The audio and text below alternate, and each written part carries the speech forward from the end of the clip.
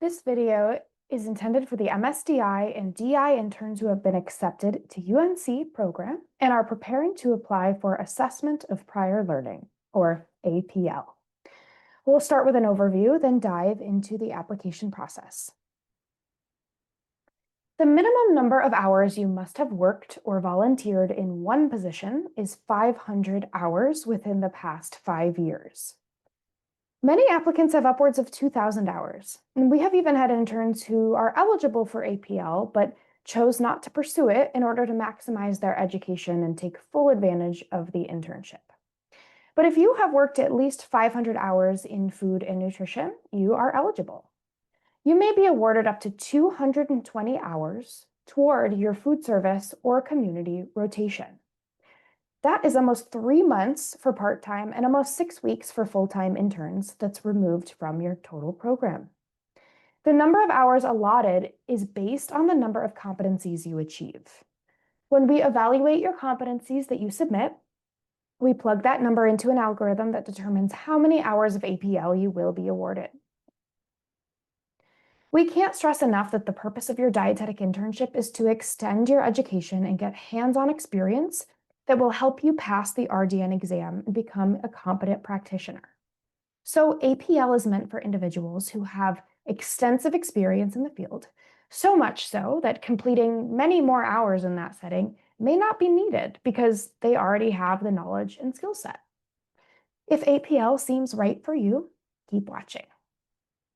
If you're interested in APL, please email dietetic.internship@unco.edu and we will share this material if we haven't already done so. There are 2 documents that should have been provided to you. The first is this document, the APL Application Instructions. Please read this entire document thoroughly to ensure you are eligible, and then fill in the requested information on page 2. The second document that you were provided is the supervisor checklist. Please download this and send it to your supervisor with an explanation as to what you are asking of them. When it comes time to submit, please follow the instructions listed. The 3rd and 4th pages include a list of competencies that require supporting documents. Gather any materials requested and then check off the CRDNs for which you are sending materials. We ask that you share projects that you've done in your job to help us see that you in fact are competent in that area. This is also for accreditation purposes. We must demonstrate that each intern is receiving a comparable education. So by reviewing the project that you submit, we can confirm that the work you did was in fact equivalent to the work you would have done during the internship.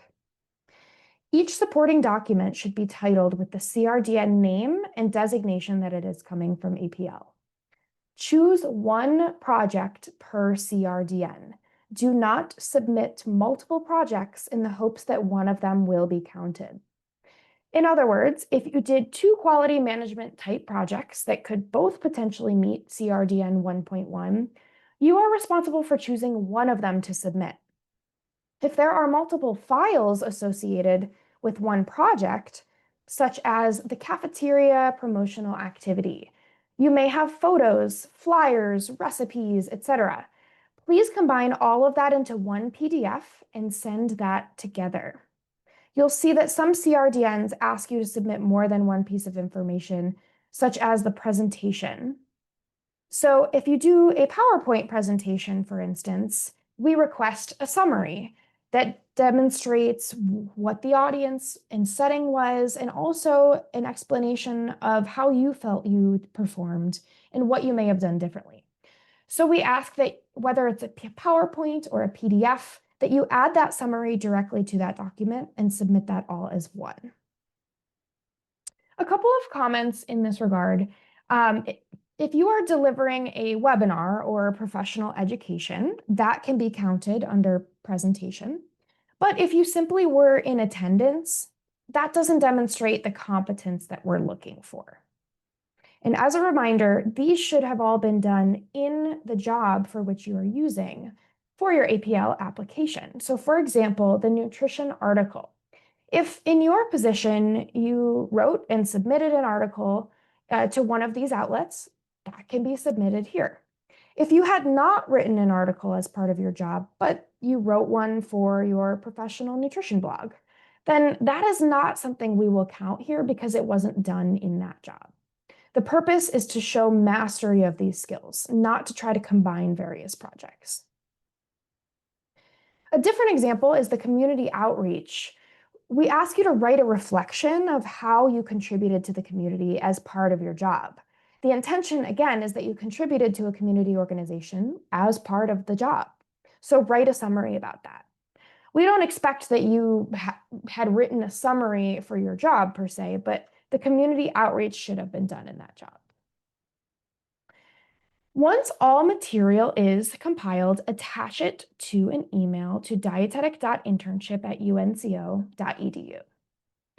If there are too many attachments for one email, you are welcome to send multiple emails, but please make sure to send them in succession. Do not send one CRDN at a time as you compile it. This will make it harder for us to keep track of everything that you're sending. This is how your email should look. You see the application packet, which would have been completed and saved and then uploaded here. The supervisor checklist, which would have been completed by your supervisor and sent to you and uploaded here, as well as a copy of your resume or a CV that demonstrates where your place of employment was and a brief listing of what your job duties were for that place of employment. And then as you can see, I've uploaded 2 examples of CRDNs. So on the application packet, I would have checked off 3.8 and 4.5, and then I'm uploading my supporting documents here. I'm going to show you the example I'm using for CRDN 3.8. We're pretending that I created this presentation and I delivered it to the audience in my job, and this was the PowerPoint that I had used. So what I chose to do is create a slide at the beginning of the presentation, which gives us, your APL review team, an indication of who the presentation was for and what you would have done differently, what your evaluation is of your presentation, be it the content or the delivery. So you can see that that's right here. Clearly, this was not included in the original presentation. This was added after the fact for the APL submission. You can do that too if it is in PDF format as well.